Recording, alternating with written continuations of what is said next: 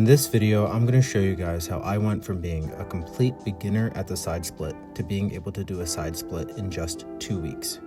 Recently, I've been trying to take my mobility to the next level, so I set myself a challenge to see how fast I could learn a new skill.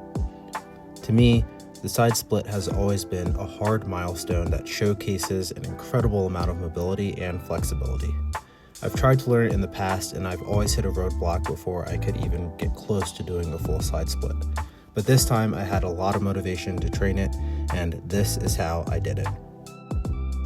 Okay, so let's get into it. Pretty much every single session when I tried to train the side split started exactly the same.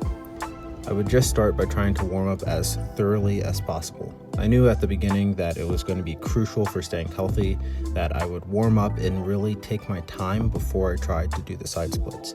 Especially because I wanted to train it every day, I knew that if I overworked myself, I might get injured or get really sore and not be able to continue to try and train the side split.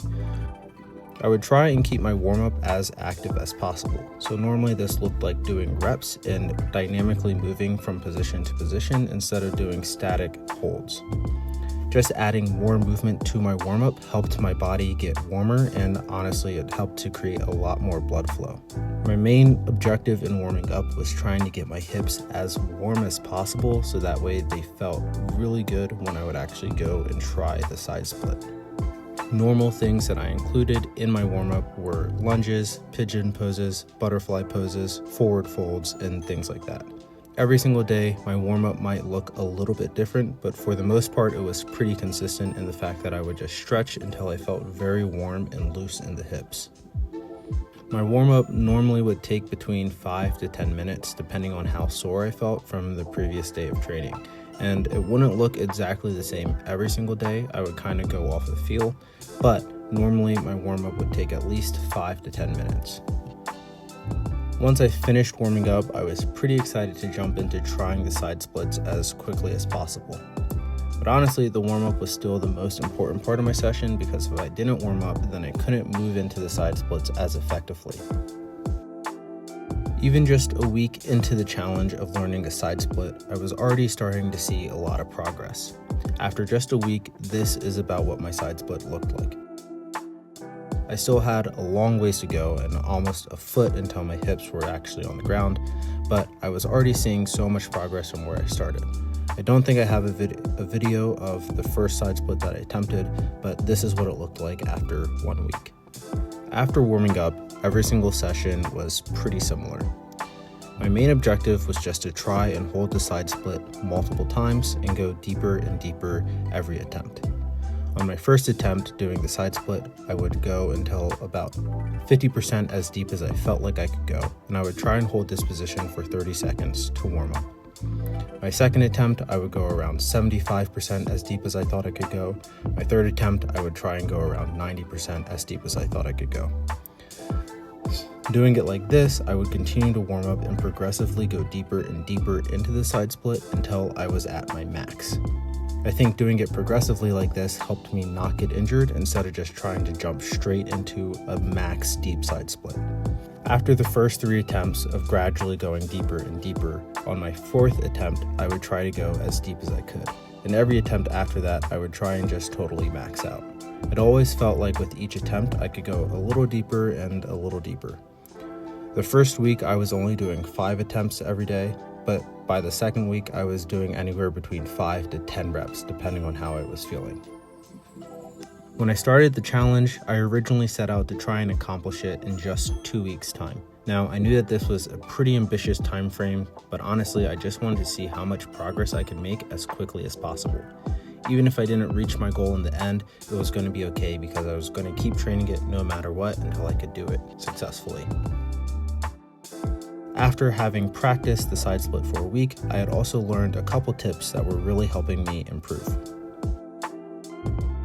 It's really beneficial to practice the side split on a hard surface. Using a hard surface like a hardwood floor and a cushion like a blanket on the ground provides a surface that has little friction so your feet can easily slide outwards when you're doing a side split. If you try and do the side split on a yoga mat, you might find that it's hard for your feet to actually go to max range. Using a blanket or pillow under my feet helped to reduce friction, but it also made it a lot more comfortable to try the side split over and over again. Without the blanket, my heels would often start to hurt after I tried the side split. About a week in, I also learned the importance of how your hips are positioned when you're trying the side split. When I first started trying the side split, I was trying to just keep my feet flat on the ground, which tilts the hips towards an anterior tilt, or towards the front of the body. This position isn't bad, but it can create issues because with the hips in this position, the femur and the pelvis can rub together. Now, it's not totally incorrect to try a side split this way. It just means that when you try the side split in this position, you're going to have to tilt your torso forward to match the angle of your pelvis, so that way you don't have any restriction. One of the benefits of trying the side split with my feet flat is that it was really easy for me to balance without my hands. This meant that I could lower into a side split without any support. But the cons is that it felt harder on my hips. Alternatively, I learned that you can also do the side split by rotating your feet upwards towards the sky or ceiling. This position creates a posterior tilt in the pelvis and allows your torso to stay more upright while you're doing the side split without creating any resistance between the femur and the pelvis.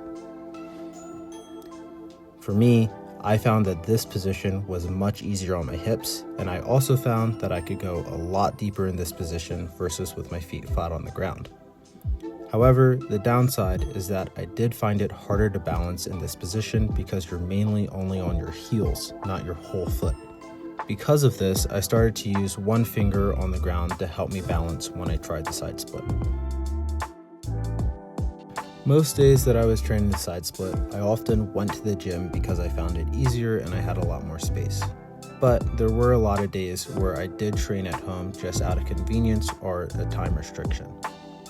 When I trained at home, my routine looked exactly the same. I would always start by warming up thoroughly, doing some foam rolling and stretching, and then I would gradually increase my side splits until I felt like I could try to go to max depth. At home, I would use pillows instead of blankets on the floor, but they work pretty much exactly the same.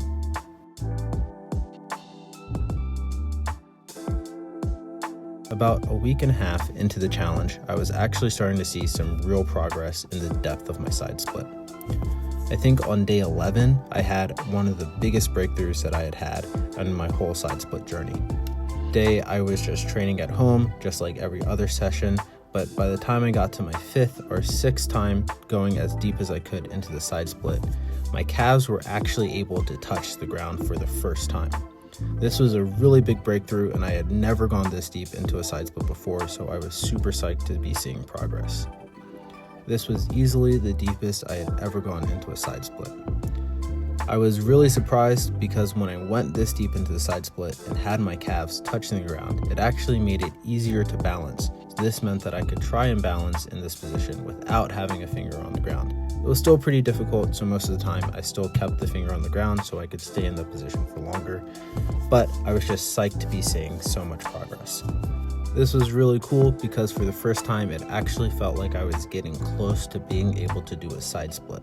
Even though there was only a couple more days in the challenge and I wasn't fully sure if I could do a full side split with just a couple days left, I was really encouraged to just be seeing progress. With each passing day after that, it felt like my side splits continued to get better and better. With every attempt, it looked like my hips and my legs were getting closer and closer to being actually flat on the ground. Over the next couple days, my side split continued to improve and I was consistently able to get to the point where my calves were touching the ground. I felt like my side splits were getting so close to being complete. Additionally, my legs were also feeling like they were building more endurance, and by the end of the 2 weeks, I'd felt really comfortable to stay in a side split for 30 seconds, and I could easily do 8, 9, or even 10 attempts in just a session before I felt too tired. On the last day of the challenge, I took a really extra long time to warm up, and I particularly focused on exercises like the pancake fold and also a frog position stretch to really loosen the hips. Just like every other day, I started off my session with some warm-up attempts where I gradually went deeper and deeper into the position until I felt comfortable trying to go to my max.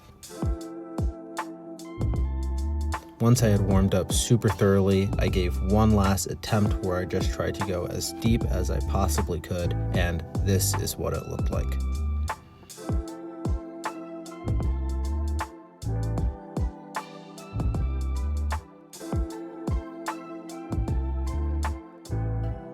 Now, obviously, I don't think that this is a perfect side split because my hips aren't actually fully touching the ground. You can see that there's still space between my groin and the floor. But I am really psyched on how far I came in just 2 weeks. This is miles better than my side split had ever looked like before I started this challenge. It's the closest I've ever come in my whole life. This is miles better than what my side split looked like when I started this challenge. And honestly, I think that it's super successful that I even got this close in such a short amount of time. I still feel like I have a lot to learn in my side split, so I'm going to keep practicing it. If you guys have any feedback, comments, or thoughts on how I can continue to improve my side split, please leave a comment below because I'm going to try and get totally flat onto the ground, and I will make an update when I do. I really hope that you guys enjoyed following this journey as I tried to learn the side split, and I'm going to keep working on it, and eventually I'll make another update on my side split in the future. Thanks for tuning in, and I will catch you guys next time.